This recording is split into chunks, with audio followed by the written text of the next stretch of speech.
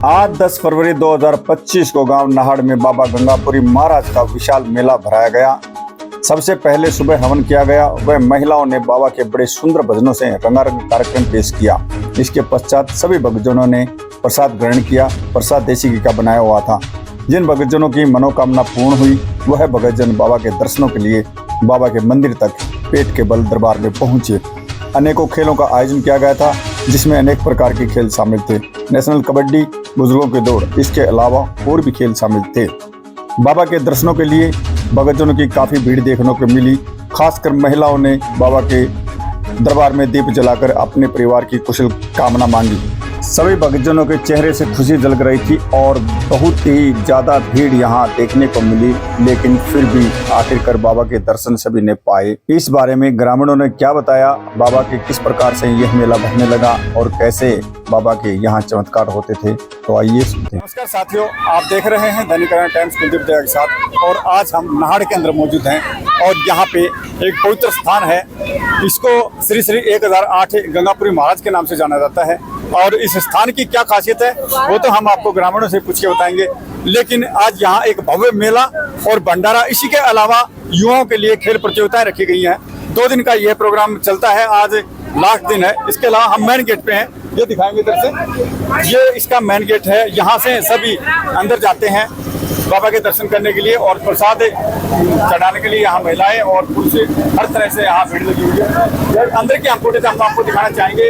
आप देखेंगे हमारे साथ चल के कि जैसे जैसे आगे बढ़ रहे हैं, पूरा सामने यहाँ दरबार लगा हुआ है और चारों तरफ से भर जाएगा भक्तों से, क्योंकि धीरे धीरे भीड़ जैसे बढ़ती जाएगी तो यहाँ पे काफ़ी भीड़ हो जाएगी और दर्शक यहाँ दूर दूर से आ रहे हैं। इसी के अलावा ये देखिएगा सामने यहाँ मंदिर का मेन द्वार हमने वहाँ दिखाया था, लेकिन ये अंदर जाने के लिए यहाँ भीड़ लगी हुई है। ये दिखाते हैं हम आपको अंदर जाके, अंदर की फुटेज, अंदर की हम आपको हर जगह जहाँ भी हम दिखाते हैं, हम आपको हर जगह की जो पवित्र स्थान होते हैं उसकी हर स्थान की हम आपको दर्शन करवाते हैं। कहीं का भी होता है, ये देखिएगा सामने आपको हम यहाँ बाबा गंगापुरी महाराज जी के दर्शन करवाएं। बिल्कुल सामने आप देखिएगा, बिल्कुल सामने छोटा इसके अंदर मंदिर बना रखा है। वहाँ पे बाबा का जो स्थान है वहाँ ये विराजमान है और यहाँ महिलाएं और पुरुष एकत्रित होकर बाबा के दर्शन के लिए भीड़ लगा रखी है और जो दीप जला के अपने परिवार की कुशल कामना के लिए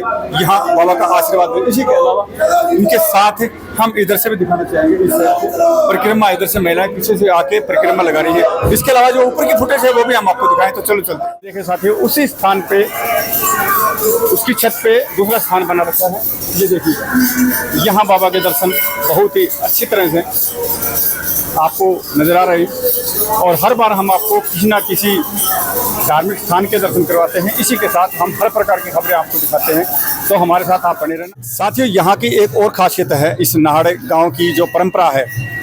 ये देखिए आपको नजर आ रहे हैं सामने, यहाँ गोबर के उपले होते हैं, जिस प्रकार से ये गोसे होते हैं, इनको यहाँ लगाया जाता है। रसिया लगा रखे और इनको सिलगाया जाता है मेले से 3 दिन पहले। और 3 दिन पहले इसको चालू करने के बाद यहाँ हमारा जो आटा होता है उसको दूध में उसको गूंद के और ये गोले बनाए जाते हैं। ये इस प्रकार से ये गोले बनाए जाते हैं। इससे आटे को दूध में गूंद के ये गोले बनाए जाते हैं। इन गोलों को इसे आग के अंदर पकाया जाता है। इसे उपले की आग के अंदर पकाया जाता है, न कि किसी गैस पे या किसी भट्टी पे, सिर्फ इसके अंदर पकाया जाता है। और क्यों पकाया जाता है उसके बारे में ये जो हमारे साथ ग्रामीण बने हैं ये बताएंगे, इनकी विशेषता क्या है इसके अंदर पकाने की। इसके अलावा हम इसको गैस से पका सकते हैं, उस पर क्यों नहीं पकाते, भाई साहब बताएंगे। सबसे पहले अपना परिचय दो भाई साहब। मैं सुरेंद्र यादव जी बताइए। गांव से।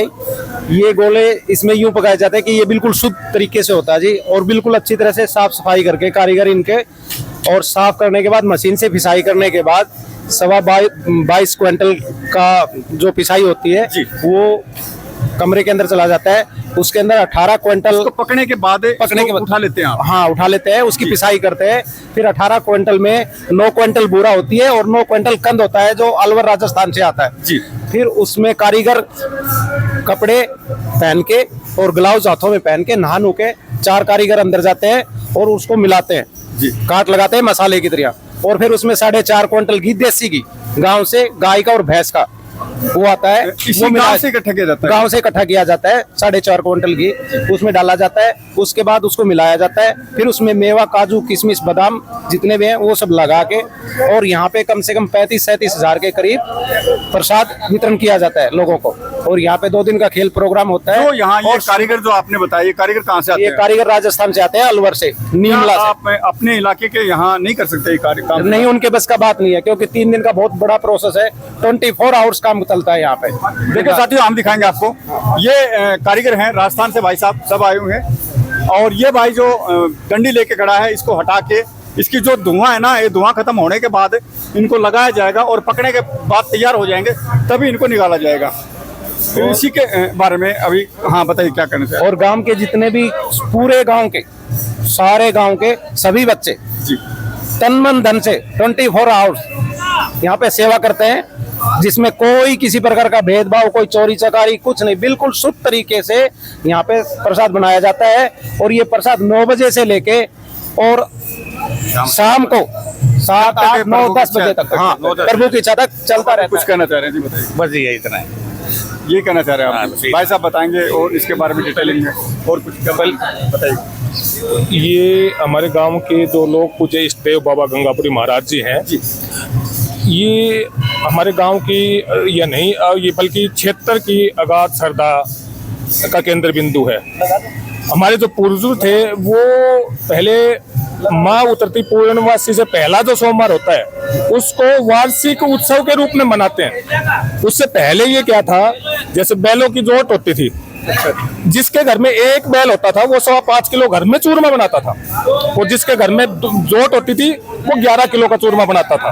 ये भी देखिए, ये भी एक अलग बताई भाई साहब ने परंपरा, और अलग से बताई कि एक बैल था वो अलग बनाता था, डबल बैल थे वो अलग बनाता था। भाई साहब बता रहे हैं और पूरी डिटेल में आप बताएंगे। और जिसके बैल नहीं थे वो अपने सरदान, अपने परिवार में जितना चूरमा खा सकते थे वो करके घर को बना के बाबा पे चढ़ा के और फिर प्रसाद को खाते थे। फिर धीरे धीरे चेतना आई। हमारे बुजुर्ग थे मासे भी, वो सभाचंद जी, उन्होंने एक भजन मंडली बनाई। वो जब बच्चे होते थे तो चठी में गायन के रूप में 11 रुपए बाबा के नाम पे लेने लगे वो। और वो करते करते उन्होंने एक मंडी बनाई आगे, वहां सत्संग करने लगे सोमवार को। धीरे धीरे फिर हमारे जैसे में चेतना आई युवा वर्ग में, उन्होंने 2000 में ये मेले की शुरुआत करी। 2000 में आपके मेले की शुरुआत हो गई थी? हाँ, मेले की शुरुआत जो पहला नींव टेकी गई थी वो 2000 में। धीरे धीरे 2004 में ये विकराल रूप लेने लग गया। फिर 2012 में हमने 1 लाख की कबड्डी करवाई थी गांव ने करके। तो आप जैसे जो श्रद्धालु खिलाड़ी थे वो बोले कि भाई बाबा तो मंडी है जी, और आप 1 लाख की नाम कर रहे हो। तो उसको देखते हुए 13 मार्च 2013 को इसका जीवन उतार किया। उसके बाद में जो भव्य मंदिर बने हैं और काफी विशाल मंदिर यहाँ बना हुआ है, हमने वो दिखाया आपको।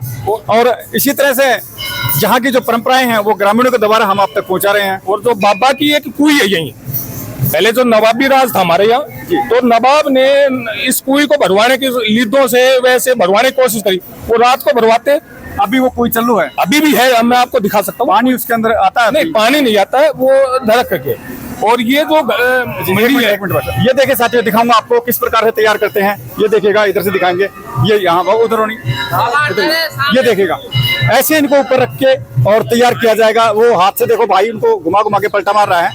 इस प्रकार से इनको पूरा अंदर तक पकने के बाद इसको यहाँ से उठाया जाएगा। उसके बाद इसको मशीन के द्वारा बारीक पीस के प्रसाद के अंदर इसको डाला जाएगा और फिर इसका प्रसाद ग्रहण भक्तों को करवाया जाएगा। इसी के साथ कुछ भाई और बताएंगे। जो ये सामने आप मंडी देख रहे हो जी, हमारे पूर्वजों का कहना है कि इस मंडी में बाबा जिंदा समाधि लिए हुए, ये बंद कर दी थी इसी से ही, और हमारा आस्था का केंद्र बना हुआ है। और वो जो श्रद्धा ग्रामीणों की बनी इन्हीं के साथ जुड़ चुकी है। वो श्रद्धा नहीं हमारे ग्रामीण की नहीं है, बल्कि क्षेत्र का श्रद्धा जुड़ गई है जी। ये जो लगभग कितने गांव के यहाँ भगतजन पहुँचते हैं? यहाँ लगभग गाँव के नहीं, यहाँ जींद, कुरुक्षेत्र, आसी, हिसार, गुड़गांव, राजस्थान में आती है, पानीपत, सोनीपत, धन्यवाद सर।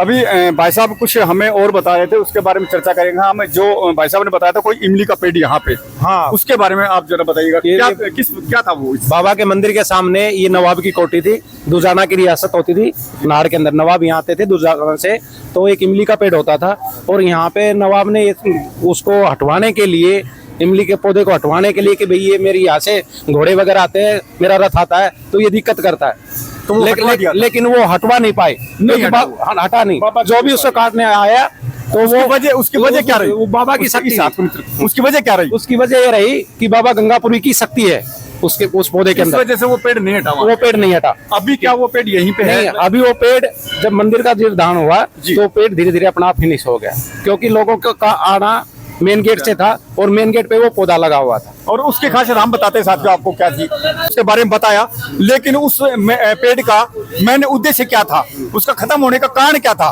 वो कारण आप समझ सकते हैं कि वो मेन रास्ते में था, मेन गेट पे था, और वहां से कोई भी जैसे महिला के जो नियम होते हैं उन नियमों को अगर लांग के वहां से आना जाना उन्होंने किया, मेन उद्देश्य मेरे हिसाब से यही हो सकता है।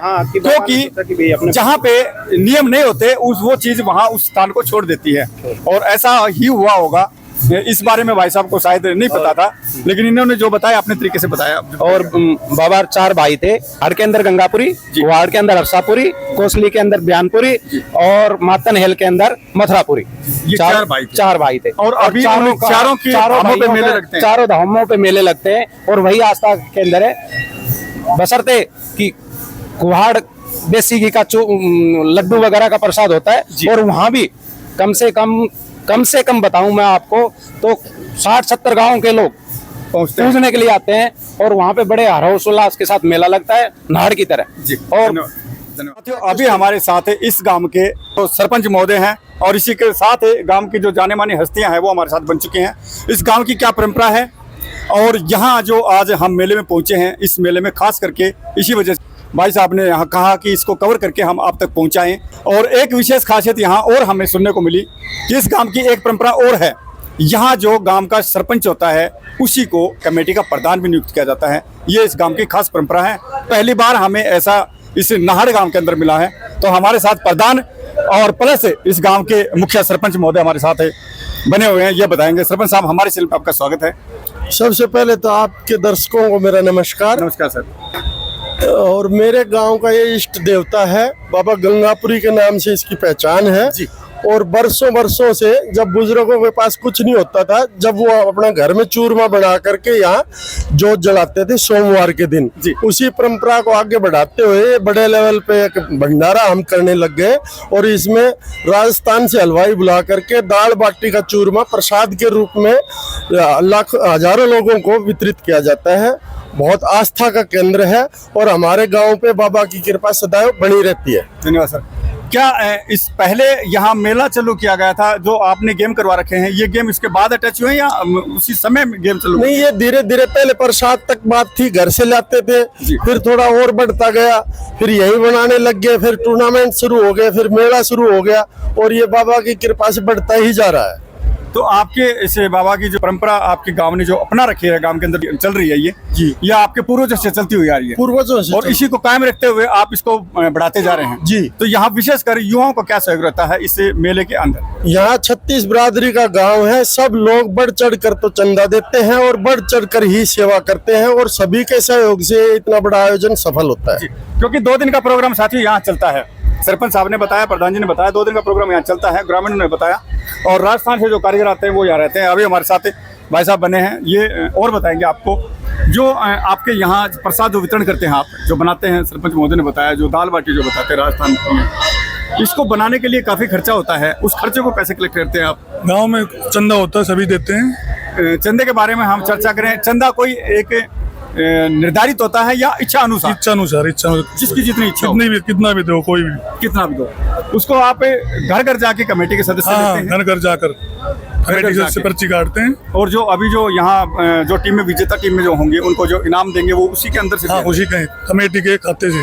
कमेटी के खाते से। विशेषता ये है, ग्राम का जो भी नौजवान सर्विस लगता है जी, वो अपनी स्वेच्छा से एक नौकरी तनख्वाह पूरी देता है, इसलिए इस भंडारे का सफल आयोजन होता है। इसमें कम से कम 12-13 लाख रुपए लग जाते हैं। दाल वो चाहे बाटी का काम जो- के अंदर 4 युवा लगे या 10 युवा लगे हाँ, या 1 युवा लगे, एक वो युवा। पहली तनख्वाह बाबा के चरणों बाबा के चरणों में अर्पित करता है, में, और वो अपने भंडार में यूज किया जाता यूज किया जाता है। और इसमें प्योर देसी घी भैंस का है जी। लाते हैं, 3.5 क्विंटल घी लगता है प्योर।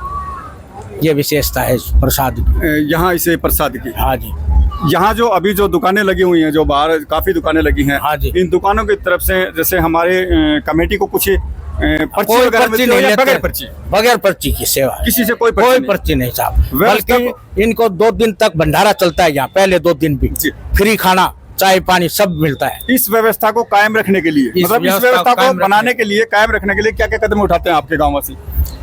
नमस्कार जी। नमस्कार।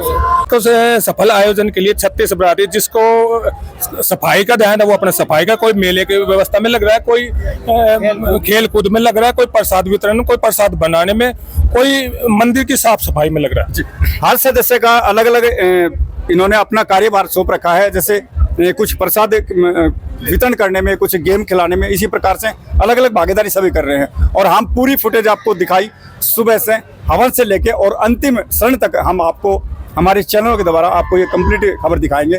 तो हमारे साथ बने रहना। बाबा इधर ये भी कुछ बताना चाहेंगे इसके बारे में, क्योंकि बाबा विशेषकर आप जो युवा बच्चे हैं उनको क्या संदेश देना चाहेंगे? युवा बच्चों ये कहते हैं, जिस तरह आप काम में लगे हुए हैं, मन लगाकर आगे भी ऐसी कार्रवाई करते रहे और आपके सहयोग से पूरा काम चलता है। धन्यवाद बाबा। और एक बात हम हर बार आपको बताते हैं कि उसके अंदर बहन हो या बेटी हो या युवा, कोई भी भाई हो, कोई बेटा हो, वो वही काम करें जिससे उनके माता पिता का सीना गर्व से ऊंचा हो। तो ऐसा काम कोई साथी और कोई बहन बेटी न करे कि उनको समाज के अंदर नीचा देखना पड़े। ये बात हम हर बार बताते हैं आपको। एक शिक्षा प्रिय बात है, आपको कड़वी लगे या अच्छी लगे वो आपके ऊपर निर्भर करता है किस प्रकार की आपकी सोच है। ये हम सत्य बोल रहे हैं कि ऐसा काम न करें बच्चों कि जिससे आपके माता पिता की गर्दन नीची हो और उनको समाज में बैठने में दिक्कतें हों। ऐसा कार्य करें आप जो आपका पिता खुले माहौल में जाए और जोर से कह सके और समाज के अंदर सीना तान के वो कह सके कि मेरा बेटा है, मेरी बेटी है। तो हमारे साथ बने रहना आप साथियों, हम पूरी फुटेज हम आपको दिखाएंगे।